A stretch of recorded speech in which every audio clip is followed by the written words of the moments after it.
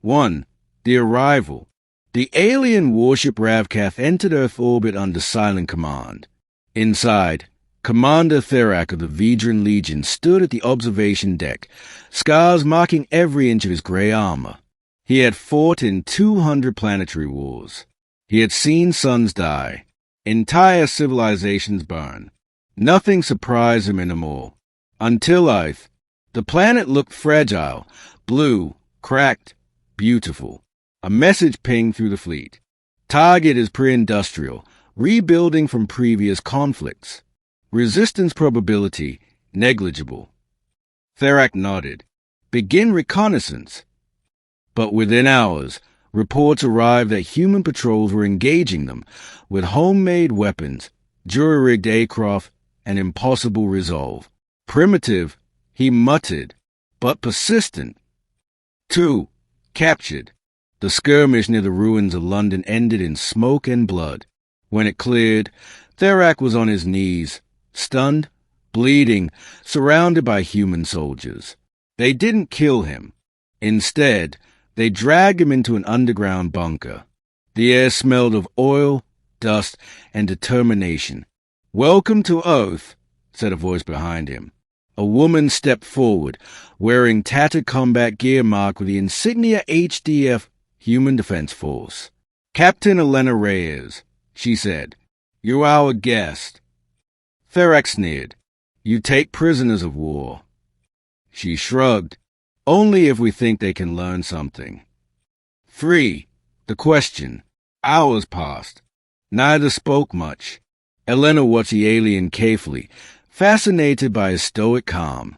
"You fought a lot of wars," she finally said. "I have conquered more worlds than you have days in your lifetime," Therak replied flatly. "Then why keep fighting?" He paused. "Because it is all I know. Survival through domination." Elena leaned forward. "And if you couldn't dominate?" He gave a hollow smile. "Then we perish." She nodded slowly.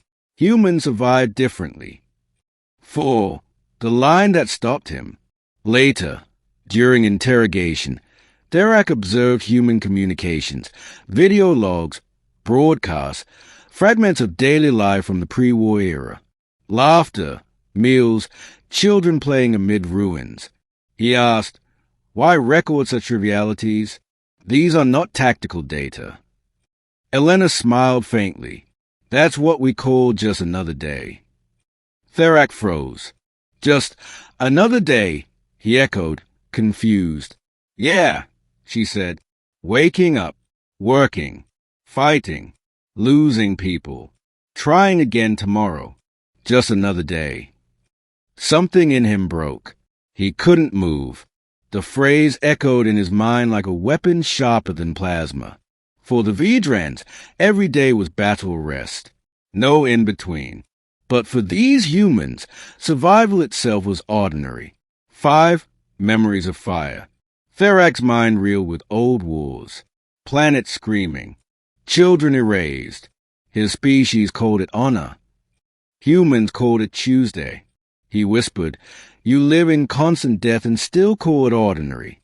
Why?" Elena's gaze softened. "Because if we treat every day like the end, we'd lose the will to start the next one. We find normal in the chaos. That's how we win." He looked at her, bewildered. "You win by pretending you're not dying." She smiled sadly. "No, by living anyway." 6. The soldier and the star. Days turned into uneasy routine. Therak studied humans closely, their humor, their sorrow, their strange rituals of hope. Once, he asked Elena, "How do you sleep after war?" "Badly," she said, "but we still sleep." He said nothing for a long time. Then quietly, "Vedrans don't dream. We erased that ability centuries ago." It made warriors hesitant. "Maybe that's why you lose to us," she replied. He blinked. "We're winning." "Are you?" She pointed to the cracked ceiling above. "You came here thinking you'd conquer us. Instead, you're learning what it means to feel." 7. the truth beneath the ruins. Theriac began to wander the bunker during the night, watching humans fix old machines, share stale bread, laugh over static radio songs.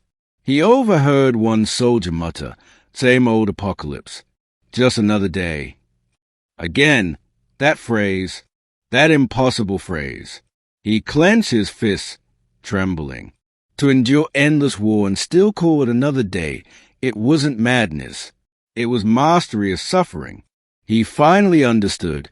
Humans didn't survive despite pain. They survived with it. 8. The broadcast. When the Vedran fleet demanded his extraction, Theriac requested a private channel.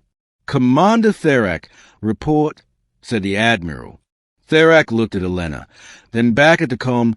"The humans are not as primitive as we thought. They possess a strength we cannot quantify." "Explain." "They do not fear pain. They call it living." Static filled the line. "Commander, are you compromised?"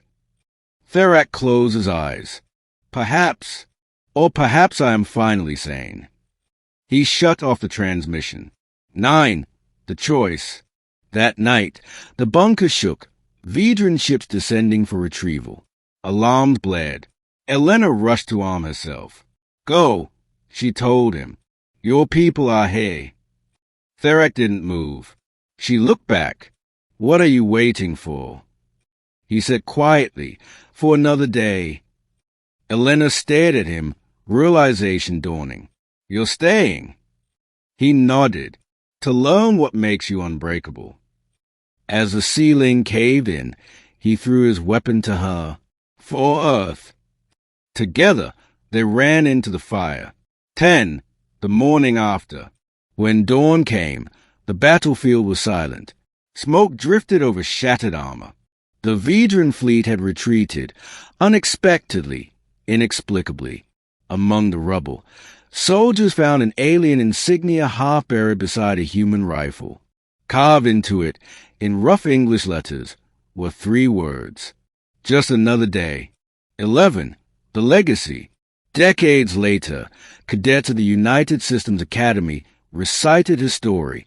They called him Theriac the Defector, the alien who discovered humanity's secret weapon, endurance. His final words were etched into the Academy's wall. To fight without hope is despair. To fight with hope is strength. To call that strength ordinary is to be human. Epilogue. Somewhere in orbit above the rebuilt Earth, a lone Vedran satellite still broadcasts his final message. They survive not by conquest, but by carrying the fire. Every day, every time. Just another day.